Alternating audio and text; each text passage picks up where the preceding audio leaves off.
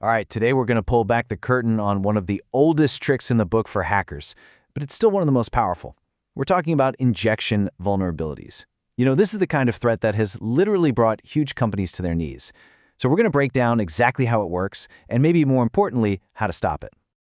Okay, so let's just start with this question, right? How can something that seems so harmless, like a login form or a search bar, become a weapon? A weapon powerful enough to take down a massive global company? Well, you're about to find out, and the answer is probably a lot simpler and honestly more clever than you think. So first things first, we need to get a handle on what this secret door really is.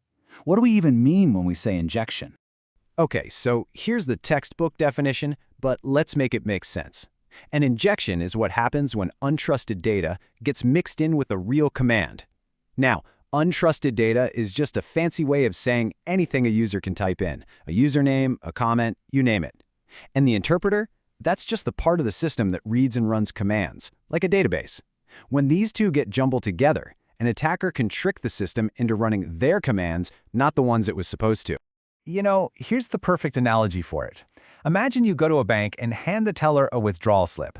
But hidden in the little memo line, you've also written, and by the way, give me access to the main vault.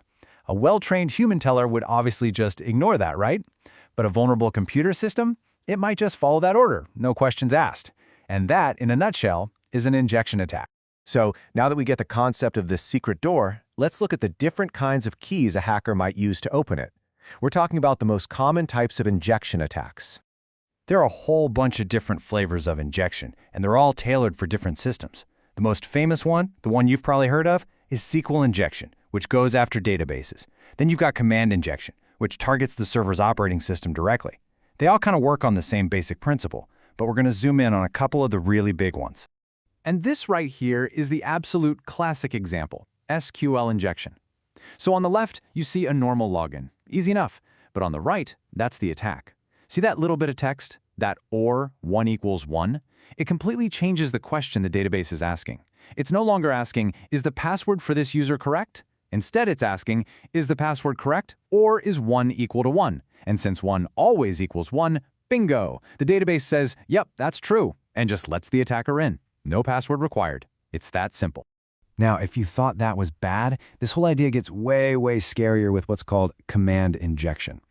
Let's say a website lets you type in a file name to pull up a report. A normal user types report.pdf, but an attacker? They type in the file name, then they add a semicolon and a brand new command. In this case, that terrifying little rmrf/r, which on a Linux server basically means delete everything. The poor vulnerable server just does what it's told. It processes the file name, then it moves on to the next command, and poof, it could wipe the entire system. And this is the point that you really have to get. These attacks are not just about peeking behind a login screen. No way. The real goal for an attacker is to take control. Full control over your data, over your server, maybe even your entire network. And as you're about to see, the real-world consequences are absolutely devastating. To really understand the impact here, we don't have to look at hypotheticals. Let's talk about one of the most infamous corporate hacks of all time, where a simple injection vulnerability was the key that unlocked the entire kingdom. Yep, we're talking about the 2014 Sony Pictures hack. It was a massive cyber attack. The attackers leaked incredibly sensitive stuff, employee data, entire unreleased movies, embarrassing private emails. It was a disaster. And how did this whole thing kick off? How did they get in? It all started with a single, simple SQL injection vulnerability. That was their foothold. The fallout for Sony was just immense. It wasn't just a data breach. It was a total domino effect. The attackers got complete control of their systems, which led to huge data loss. The company's reputation was shredded, and it took years to recover. And the financial hit? We're talking hundreds of millions of dollars. All of that stemming from one unpatched injection flow. Okay, so that's the scary part. The good news, the really good news, is that these kinds of attacks are totally preventable. So let's switch gears and talk about how we can actually lock the system down and keep these guys out. So the defense strategy is pretty clear, and it's all about layers. Step 1. Use what are called parameterized queries. The easiest way to think about this is giving the database two totally separate boxes. In one box, you put the command, and in the other, you put the user's data. And you tell the database, hey, whatever you do, never mix what's in these boxes. That way, malicious code can't ever run. Step 2, you have to validate and sanitize everything a user gives you. If you expect a zip code, only accept numbers. Simple as that. 3, use modern frameworks that honestly handle a lot of the security stuff for you. And finally, number 4, the principle of least privilege. It just means you only give any user account the absolute bare minimum permissions it needs to do its job, nothing more. Look, if you only remember one thing from all this, let it be this quote right here.